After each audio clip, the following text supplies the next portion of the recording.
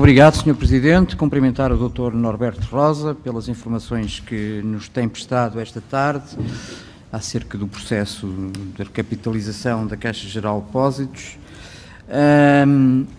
Eu começava por esta última questão colocada pelo Sr. Deputado Paulo Sá. E, se bem me lembro, o Sr. Doutor disse que as direções comerciais que tomavam posição e opinião nos conselhos de crédito relativamente às propostas, mas eu recordo-me que o Dr. Cabral dos Santos disse que nestes créditos que se tornaram ruinosos para a Caixa posteriormente, mais conhecidos de Soberardo, a Metalgeste, que a direção comercial apenas se limitou a apresentar. Lembra-se desta situação? Sr. Deputado, como eu referi, não estive na sessão em que foi aprovada a proposta. Eu estive numa outra sessão em que tinha sido solicitado que a Direção-Geral de Empresas obtivesse as contas da Fundação Brardo, e nessa reunião são apresentadas as contas da Fundação Brardo, como eu aqui já referi, onde que apresentam as contas com um ativo de 771 milhões de euros, com capitais próprios de 226 milhões de euros, e com base dessa informação, a Direção de Risco diz que, em vez de pedir o aval, será talvez preferível ter uma garantia de uma autonomia financeira da Fundação Brardo de 25%. Depois aprovou-se 20%, na altura era 29%, e toda a informação que eu li aponta para propor essa operação. No final, a decisão que foi tomada foi a seguinte: em CAC de 2007, de 3 de abril, já depois da Fundação Brardo ter apresentado as demonstrações financeiras com a respectiva certificação legal de contas, emitida pelo auditor Roque, e após reuniões mantidas com a Fundação João Brardo, o financiamento foi sancionado, tendo-se incluído como covenant um rácio de autonomia financeira de 20%. Mas há toda aqui uma informação, os seus deputados devem ter a informação 18207, 17 de março de 2007, em que, considerando um conjunto de situações, propõe essa proposta. E, portanto, nunca poderia haver uma proposta aprovada em Conselho de Crédito sem, digamos, a proposta inicial e o parecer favorável da direção de empresas, como é evidente. Sr. Doutor, o que nos está a dizer, e já tinha dito há pouco na sua intervenção inicial, é que servia de conforto à Caixa Geral de Depósitos um grau de autonomia financeira por parte da Fundação de 20%. Mas acontece que todo o tipo de garantias devem ser contratualizadas. Esta questão da autonomia financeira foi contratualizada? Ficou em algum momento descrito, em algum lado, esta necessidade? Essa situação não quero crer que não possa ter ficado, porque o despacho é muito claro e inequívoco relativamente a essa situação, como eu acabei de ler, e, portanto, havia obrigação depois do Departamento Jurídico, juntamente com a própria Direção de Empresas, de elaborar os contratos em que contemplassem totalmente as decisões tomadas. E eu penso que, nesse aspecto, a Direção Jurídica da Caixa tinha muito cuidado. O diretor era um membro permanente, portanto, estava sempre presente, e, portanto, velava para que, efetivamente, as decisões tomadas em Conselho fossem concretizadas em contrato. Portanto, Sr. Deputado, não participei, como é evidente, mas estou convicto que essas decisões, como todas aquelas que eram tomadas, eram vertidas em contrato de uma forma clara e inequívoca. Permita-lhe fazer-lhe mais uma questão. E então, quando o grau de autonomia financeira da Fundação não era superior aos 20%, qual era o plano B para a Caixa em termos de garantias? Como referi, o facto de termos este covenant permitiu um reforço de cerca de 80 milhões de ações do BCP. em que corresponderia, e depende um pouco do valor de cotação, mas em média, admitindo que a cotação no primeiro semestre andasse à volta dos 2 euros, estamos a falar em 160 milhões de euros que foram reforçados, ou seja, inicialmente o financiamento era de 86 milhões, cerca de 100 milhões e passou para cerca de 186 milhões. E, portanto, houve esta utilização, ou seja, isto correspondeu praticamente a esses 20%. É evidente que nestas circunstâncias houve uma situação de uma redução tão drástica do valor da cotação das ações que levou a que, mesmo com esse esforço, havia insuficiência. Mas estamos a falar, na prática, como se tivéssemos decidido que houvesse um rácio de garantia da ordem dos 160%. É evidente que, à partida, é uma situação muito anómala. O que é que acontece nessas circunstâncias? E, portanto, aí é que é o processo em que a decisão do Conselho, e essa é uma decisão do Conselho, que diz, bom, chegou-se a um momento em que esgotou, quer dizer, perdeu a autonomia financeira com esse reforço, e então o Conselho diz, vamos analisar a execuibilidade de ter outras garantias. E foi aí que se começou a estudar a possibilidade da coleção Brardo, que tinha um valor, como sabem, a avaliação feita pela Christie's era de 360 e tal milhões de euros e, portanto, era aquele bem com mais valor que poderia ser utilizado como garantia. E, portanto, foi todo esse processo que decorreu durante o segundo semestre e que veio a ser concretizado no final do ano com precisamente essa garantia dada, o penhor que depois foi da associação, e não mas enfim, mas que, de acordo com o nosso objetivo, era que as obras de arte garantissem precisamente essa situação. Ou seja, se bem entendo, era convicção de todos os membros do Conselho de Administração que o que estava a ser contratualizado eram as obras de arte e não os títulos da Fundação. Essa questão não me recordo de ter sido discutida. Não? Portanto, o objetivo era materializar umas garantias. Depois, o processo jurídico, como é que isso se concretizava, foi uma discussão que não teria e não tinha que acompanhar, seria mais acompanhado nomeadamente pela direção de empresas, pela direção jurídica e quando muito, pelo administrador do Pelouro. Portanto, essa questão não foi discutida, como é que era o processo concreto. O que interessava era que fosse, efetivamente, essa garantia concretizável e posteriormente, foi sempre considerada como uma garantia por todos, quer pelos auditores externos, quer pelo Conselho Fiscal, quer pelo próprio Banco de Portugal, e também depois, quando houve o âmbito do CIP, a Price considerou essa garantia e, como eu disse, até beneficiou um pouco a Caixa nesse sentido, porque considerou que poderiam utilizar o valor médio das duas avaliações e não o valor apenas da Christie's. Concluiu então que todos os stakeholders, e até mesmo os portugueses, acreditaram que o que estava em causa eram as obras de arte e, pelos vistos, não era, e portanto fomos todos enganados. Vou voltar um pouco mais atrás, ao tempo em que o senhor era membro do Conselho de Administração do Conselho de Administração liderado pelo Dr. Vítor Martins. Eu recordo-me ao tempo que o Dr. Campos e Cunha publicamente disse que havia uma grande pressão para substituir essa administração. Disse mesmo na carta de pedido de demissão que enviou ao primeiro-ministro José Sócrates que havia uma pressão sistemática relativa à substituição da administração, que era contrária às reformas que o grupo necessitava, portanto, e ele recusava-se a retirar pessoas, não havendo uma estratégia. E o que aconteceu é que, menos de 2 semanas depois do Dr. Santos Ferreira tomar posse, toda a administração da Caixa veio a ser substituída. E veio-nos aqui dizer também que isso tinha sido uma coincidência.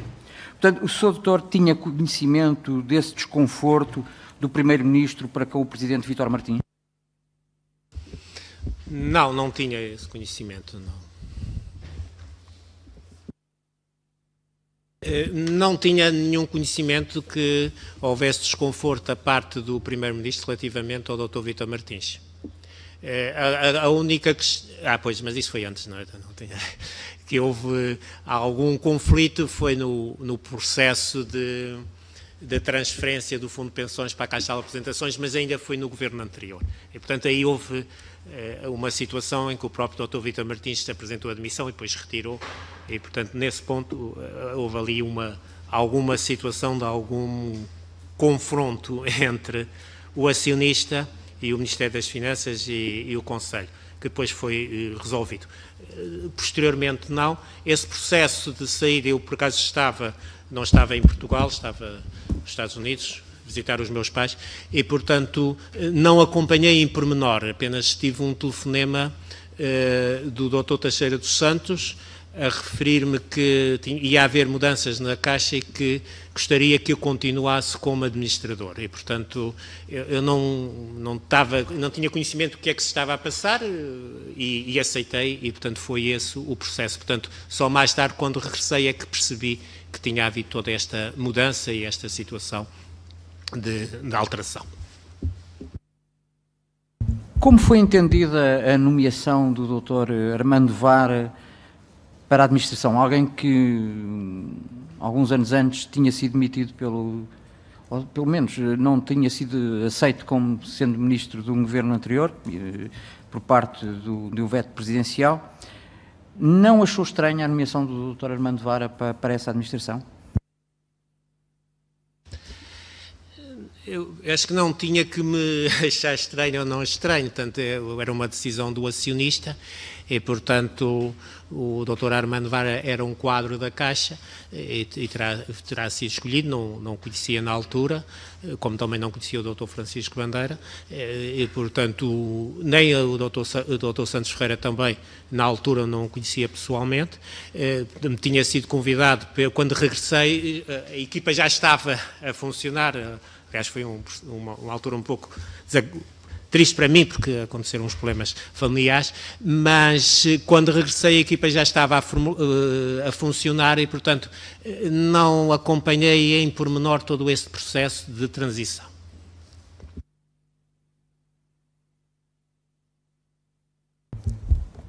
Indo às suas funções dentro da Caixa Geral de Depósitos, no início referiu, portanto, a passagem por várias áreas de back-office, informática, compliance, e a determinada altura referiu o Comitê de Risco Operacional e Controle Interno.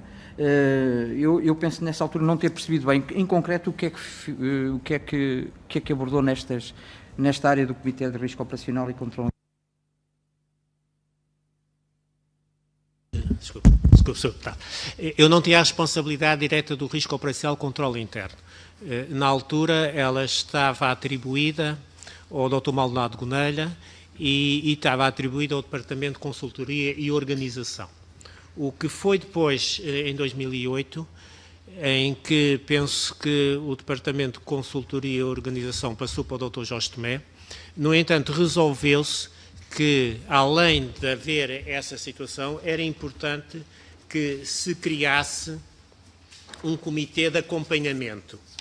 E como eu referi, criou-se o Comitê de Gestão de Risco Operacional e Controle Interno, em que, de alguma forma, tentava concretizar os objetivos do projeto Rossi. O projeto Rossi era um projeto que tinha sido desencadeado em 2005, precisamente para melhorar o risco operacional e o controle interno da Caixa, que tinha a ver também com um conjunto de orientações, quer a nível internacional, quer do Banco de Portugal, nomeadamente a nível do aviso, num aviso que saiu em 2006 e depois um novo aviso que sai em 2008, e, portanto, o objetivo era garantir, em termos operacionais, que as deficiências, as insuficiências detectadas a nível do controle interno fossem concretizadas. E, portanto, tínhamos aqui um comitê operacional para resolver essas situações, em que tinha representantes do risco, da área de consultoria e organização, da contabilidade, da compliance, da auditoria interna e dos sistemas de informação. E, portanto, eu estava ali muito, como tinha a responsabilidade dos sistemas de informação, participava diretamente ali, como da contabilidade, porque também isso poderia ter efeitos, porque uma redução do risco, porque havia aqui a intenção de que o risco operacional passou a ter também requisitos de capital, e o nosso objetivo era passar para um regime em que permitisse reduzir esse risco operacional para efeitos de capital. Mas uma das funções desse comitê era, no campo das imparidades, analisar clientes de forma individual com exposição superior a 1,5 milhão de euros. Era essa uma das funções. Desculpe lá. Não, isso é o outro. Este comitê é apenas da parte que tem a ver com o risco operacional. Não tem nada a ver com os clientes. Havia o outro chamado o Conselho das Imparidades. E esse sim, aí é que analisávamos detalhadamente todas as elevadas exposições, nomeadamente das exposições em que houvesse indícios ou existência de incumprimento. E, portanto, o processo funcionava da seguinte forma. Tínhamos os departamentos das áreas comerciais, participava o departamento, a Direção de Gestão de Risco, participava a Direção de Contabilidade, a Direção de Planeamento, que organizavam os quadros, e depois cada uma das direções apresentava a situação das principais exposições, referindo-se se a situação tinha melhorado, se tinha piorado, se justificava haver mais imparidade, menos imparidade. Depois dessas direções terem tido previamente reuniões com o risco e com os auditores externos. E, portanto, depois de toda essa situação, estabelecia-se os valores finais relativamente às imparidades, isso eram entregues aos auditores. Havia uma reunião em que eu, em geral, participava com os auditores externos para discutir alguns pormenores relativamente a esses créditos. Os auditores externos depois elaboravam um documento que apresentavam ao Conselho de Administração, não só sobre este ponto, mas sobre vários aspectos que tinham a ver com o funcionamento da instituição, e em que depois aprovavam as imparidades, e os auditores externos depois elaboravam o tal relatório de imparidades que enviavam para o Banco de Portugal, justificando as razões para que as imparidades, quer em termos coletivos e quer em termos individuais. Era esse o procedimento que utilizávamos. Portanto, o outro comitê era o que avaliava e supervisionava os diferentes riscos e apoiava o Conselho de Administração no que toca aos riscos operacionais. Portanto, okay. Como é que era assegurada a certificação patrimonial em termos de garantias no processo de acompanhamento dos clientes? Era no âmbito deste comitê de risco ou a Caixa tinha à parte este processo? Esse acompanhamento era da responsabilidade da DGR em articulação com as direções comerciais. Mas a DGR tinha a responsabilidade de acompanhar efetivamente as garantias e os colaterais e a valorização dessas garantias. No caso do Top 25, esse acompanhamento não era feito, pelo menos a auditoria da UI diz que não há indícios, não é? Em grande parte das situações. Pois, se tivessem lido pelo menos uma ata do Conselho de Administração, tinham verificado que havia esse acompanhamento semanal. E, portanto, é das tais situações em que mostra algum descuido, pelo menos, a dizer que não havia o acompanhamento, como efetivamente se fazia esse acompanhamento semanal de todos os créditos com garantias de ações.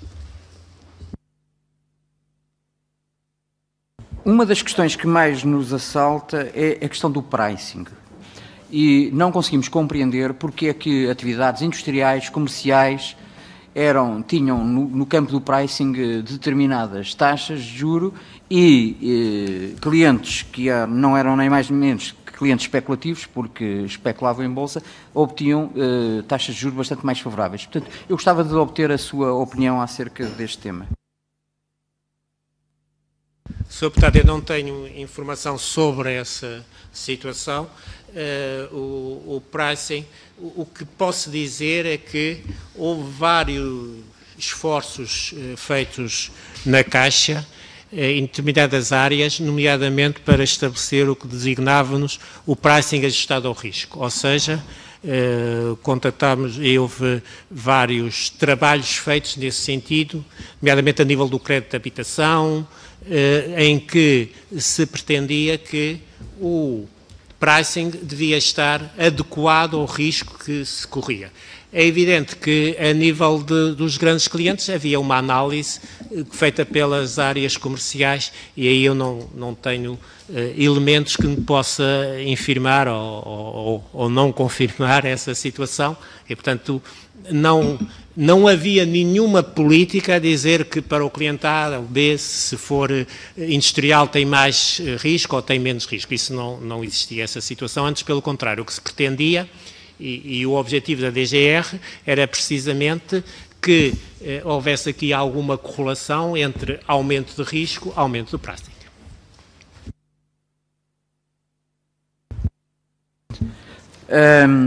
Mas quem definia o pricing era a área comercial? Eu percebi das suas palavras que normalmente o pricing é definido pela gestão de risco. Não, eu penso que havia propostas concretas, posso não estar a ser muito preciso, mas a percepção que eu tinha era que havia propostas da parte da área comercial em que propunham a operação e as condições da operação, entre os quais as garantias, o pricing, etc. Isso sem prejuízo de poder a direção de risco fazer algumas recomendações em relação ao pricing ou em relação a outras condicionantes do crédito. Mas, efetivamente, a proposta era das áreas comerciais. Muito obrigado, Sr. Deputado. Muito obrigado.